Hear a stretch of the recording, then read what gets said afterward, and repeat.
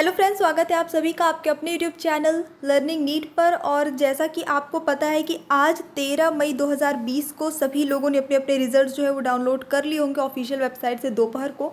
और अब जो है विज्ञप्ति आ चुकी है कि पूरी प्रोसेस कब तक में कंप्लीट होगी, उसका जो पूरा स्केड्यूल है वो आ चुका है सामने। जैसा कि आप यहाँ देख रहे हैं, ऑफिशियल है ये और सिग्नेचर के लिए सब कहते हैं, तो देख लीजिए इसमें सिग्नेचर वगैरह सब कुछ है फिलहाल। एनीवेज, तो डेट्स हम देख लेते हैं जो चीज़ें मेन है। तो देखिए, विज्ञप्ति का प्रकाशन जो होगा वो होगा 17 मई के दिन, ठीक है, जो कुछ भी चीज़ें रहेंगी। फिर ऑनलाइन रजिस्ट्रेशन या आवेदन पत्र जो भरे जाने का जो स्टार्ट होगा वो 18 यानी कि अगले दिन दोपहर से स्टार्ट हो जाएगा। 18 मई से जो है आप आवेदन पत्र भर सकते हैं, ऑनलाइन ही होगी सारी प्रोसेस। उसके बाद ऑनलाइन आवेदन भरने की अंतिम तिथि 26 मई रात्रि 12 बजे तक जो है निर्धारित की गई है। मतलब कि 18 से लेकर 26 तारीख तक आपके पास टाइम रहेगा ऑनलाइन आवेदन भरने का।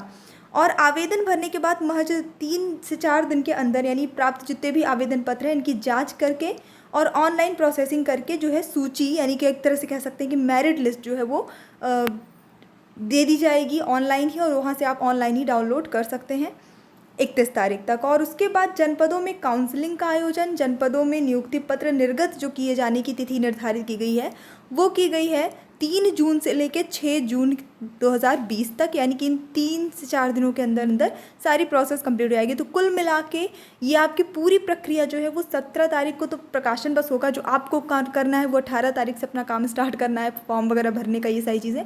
तो 18 से लेकर 6 जून तक सारी प्रोसेस जो है कंप्लीट हो जाएगी। ये भर्ती पूरी तरह से कंप्लीट हो जाएगी फिलहाल, जो कि अभी आया हुआ है, यहाँ पे आप देख लीजिए।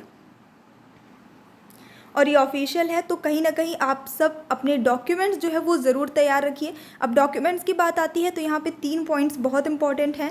पहला पॉइंट तो ये है कि डॉक्यूमेंट क्या क्या चाहिए होता है। तो डॉक्यूमेंट बेसिकली आपके जितने भी एकेडमिक्स हैं, जितने भी आपने योग्यता प्राप्त की है वो सभी के मार्कशीट, सर्टिफिकेट के साथ साथ आपका निवास प्रमाण पत्र होना चाहिए। अगर आप विवाहित हैं, मैरिड लेडी हैं, तो आपका ससुराल पक्ष का जो है इसमें लगेगा।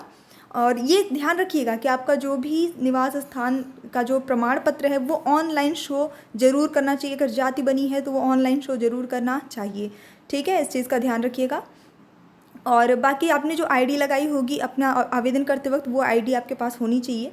और जिन लोगों के पास, दूसरा पॉइंट ये आता है कि कई लोग हैं जिनके डॉक्यूमेंट्स जो है वो जमा है दूसरे जनपदों में इस वक्त किसी दूसरी वैकेंसी की प्रोसेसिंग के लिए, तो उन लोगों को परेशान नहीं होना है क्योंकि पूरी प्रोसेस ऑनलाइन होगी तो बहुत ज़्यादा होगा।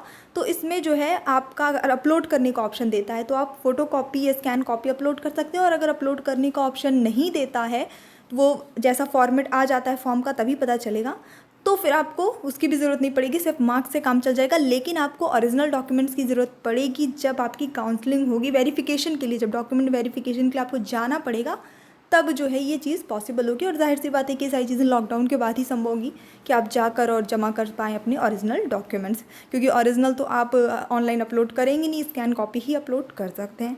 तो परेशान नहीं होना है, एटलीस्ट फ़ोटो कॉपी वगैरह स्कैन कॉपी कुछ तो आपके पास होगा ही, राइट।